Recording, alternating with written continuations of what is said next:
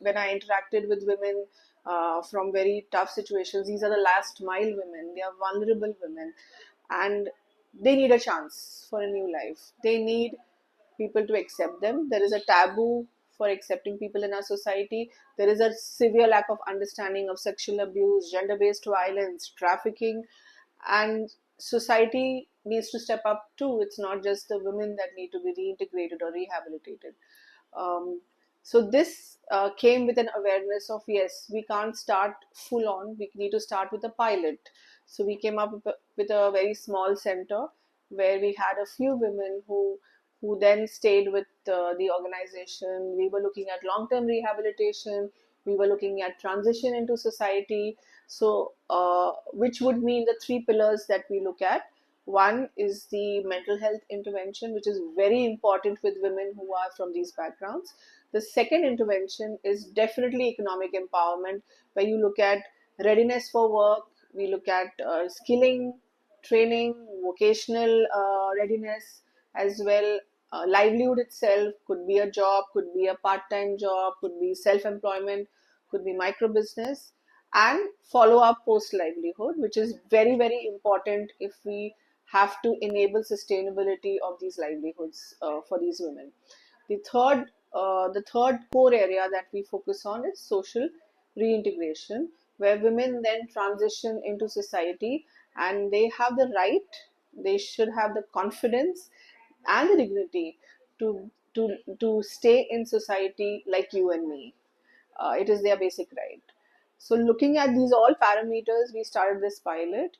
It was not easy because money was difficult to come for any new organization. There was nothing to showcase. We were very small. We had very small, less number of staff. However, we had volunteers who joined in, which is one of the key reasons that the society, people in society need to be involved in such a program or such an intervention where we look at transformation of lives. Because it's not the mandate of one person, one organization, or one group of people. The society needs to be involved so that every aspect of their life can be touched, they can be enabled, they can be empowered, and they can be part of society as any one of us is. Looking at the pilot, it took around 2 years for the pilot to show us what were the shortcomings, where we were failing, what was the output, how the women were adapting to the program. Once that was done, we found new donors. Thankfully, we could get institutional donors to support this model, because then we had piloted it and showed an output. Then we moved on to a larger space in Thane itself, where there are more women with us, and that, not only that, we spread in our outreach as well, where we then went to more number of shelter homes that are run by the government. So we reached out to women there who are rescued, who are in distress, or they are walking due to extreme vulnerability. We also started working in brothel areas directly, where we have a centers now in a couple of brothel areas. We are working in collaboration with other NGOs and other brothel areas. So this kept spreading organically. Even if the women were not able to come to us and stay with us at our center, we had people and teams to reach out to them wherever they are, because women from gender-based violence background cannot seek us out. We have to seek them out. They need to be reached out to. And this is how the model and the programs grew organically as per the need expressed by the women. Even in the shelter homes, we realized that we can't take in all the women. The need is a lot. So we started running a program where we followed up with women post-release from shelter homes and continued the interventions at their doorstep.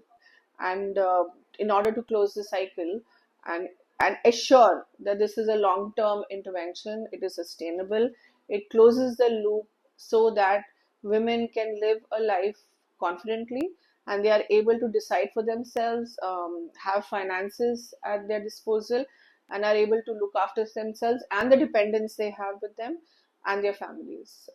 So this is how the whole model then started developing, evolving rather. Um, Help started coming in. A lot more volunteers joined the mission, uh, and it has been encouraging till today that there are new people who are joining the mission. There are new people who are coming and saying, okay, what can we do? How can we participate in the Because this is transformative work. It takes time, it takes effort, it's not glamorous, it requires a certain kind of passion, it requires dedication, commitment, and it takes time. So it requires patience as well. So here we are today, a group of, we are a team of around 35 people to 40 people who are committed to this cause. And I would like you to join this journey with us so that as we move along in this journey with every woman, because to reiterate, our models are person centric. They do not treat women as a herd. They are person centric. The women participate in the decision making for their own lives. It is facilitating this process. It is enabling them. It is being a catalyst where we can bring this change so that the women can decide for themselves. So join this journey, join this mission, and be part of this significance. The significance of this work is, there are not enough words to say it, but I'm very privileged to have an amazing team, a hardworking, passionate team, and also a whole lot of volunteers who, at the drop of a hat, just come running and saying, okay, what can we do? Please join the mission with us. Thank you.